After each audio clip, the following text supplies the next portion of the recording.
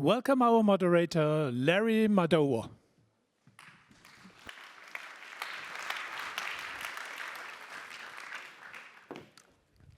I was hoping for a much stronger applause, but I'll take it.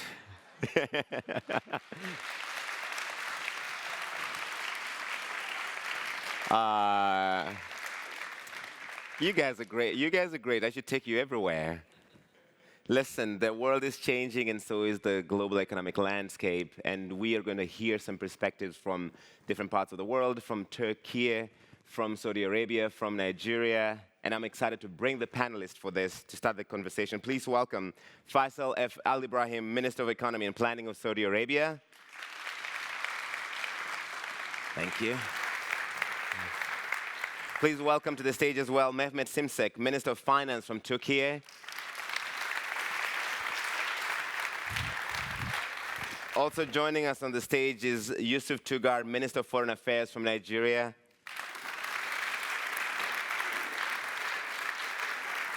And finally, Elif Bilgi Zapparoli, Head of International Client Strategy at Bank of America.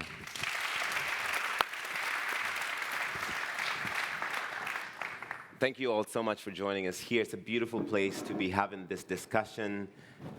I want to start with the different perspectives and views from the parts of the world that you represent, and you're closest to me, Minister Alibrahim, so I will start with you. How you see the world.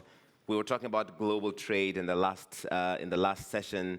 You have a very unique perspective from Saudi Arabia about this topic. The kingdom is a bigger part of the economy today, more integrated, the global economy today, and it's important. It's important for two reasons. One, it affects demand for energy, and we will continue to be the most reliable source of clean hydrocarbon energy, but very soon a leader in renewable energy. We're very serious about that. But because we want to engage more with the external markets, we want to diversify our economy away from energy and petchem into more products, to diversify our sources of growth, products that are more complex, products that are competitive in external markets, on the goods and services side. And if you look at our transformation so far, you'll see that there's a lot of progress, but the job's not done. But Minister Tuggar, Nigeria is also a major oil economy, highly dependent on the oil and gas sector. And President Tinubu just gave an address for Independence Day and asked for patience, because there's people in Nigeria who are a little impatient with the state of things. Well, President Tinubu came into office end of May last year, embarked on macroeconomic reforms. We started feeling the positive impact of the macroeconomic reforms, narrowing down the numerous exchange rates that we had to one single window, removal of fuel subsidy, and the naira began to stabilize against, harder currency against the dollar. But unfortunately, we had a major setback with the activities of cryptocurrency exchanges that impacted negatively on our exchange rate. A lot of illicit funds, money laundering was taking place through the crypto exchange. Nigeria has cracked down quite a bit on this crypto trading, but that has not saved the currency completely. It's made a rebound, so we're seeing the effects. It takes time, but definitely it's helping. All right, Minister Şimşek, thank you so much for joining us as well. Inflation fell below 52% for the first time in August, but it's still below what the central bank's target is. What's the view from Turkey?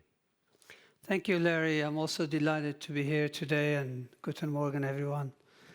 Well, we live in a rough neighborhood. The war in Ukraine has had a big impact in terms of inflationary dynamics. Of course, some of it was also self-inflicted. We've addressed a number of macroeconomic challenges, and some of them obviously requires more time. So inflation is falling. Mm-hmm. It did peak at mid-70s, right, which sounds crazy, but it did. And now it's likely to fall to low 40s this year, high teens next year, and single digits in 2026. Elif, I want to hear from your view from the other side. You don't work in the public sector, but you have relationships in all these parts of the world. What's the view from Bank of America? Where are you seeing the opportunities in emerging markets? We see our role as the bridge between private capital, public sectors. How can we leverage what's available in the market so that we can funnel, invest more? Now, the statistic that I have to add to those big numbers is when you look at the share of less developed world, when you look at the share of emerging markets, it's less than 15%. So even though there is a lot of financing going on, it's mostly around the developed world. So I think the opportunity for us is to do that. And I'm proud to say that we are working with governments like government of Turkey, like with Minister Şimşek, to contribute to their sustainability journey. We believe there is plenty to do. Yes, there are headwinds, but they have always been headwinds, and there will always be headwinds. But the world grew, economies grew. So we believe there's a lot to do, and we believe it starts with communication and collaboration, as discussed, and we're grateful that we can hopefully participate in that. Minister Alibrahim, why Saudi? Why Saudi? I think Saudi is a long-term reliable partner, but I want to add, if we get out of this convening with a commitment to maintain a long-term view, a big picture view continuously, keep the collaboration going, keep investing in our institutional capabilities, technology, and people, I think we will always be ready to address any challenges. Optimism is sometimes a choice. It's good to end on an optimistic note. Thank you so much, ladies and gentlemen. Please give them a big round of applause. They've been fantastic. Thank you. Thank you.